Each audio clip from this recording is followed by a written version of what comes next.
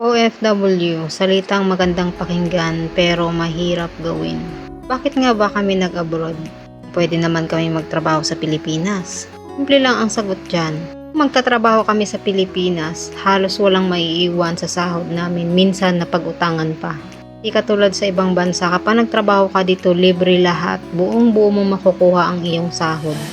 Libre pa ang lahat ng iyong gamit at ang iyong pagkain, wala ka pang pamasahe. At man dito sa ibang bansa dahil hindi namin kapiling ang mahal namin sa buhay.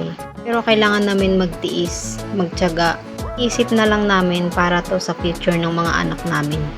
To sa mga pangarap namin na pagdating ng araw, kung ngayon kami ang magtatrabaho para sa pera.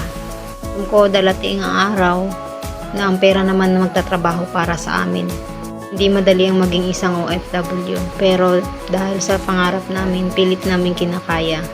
Namin nilalabanan ang homesick. Sa pinakamahirap ay yung labanan yung homesick. Lalo na sa tuwing Christmas na hindi mo kasama ang iyong pamilya. Dahil sa pangarap, laban lang.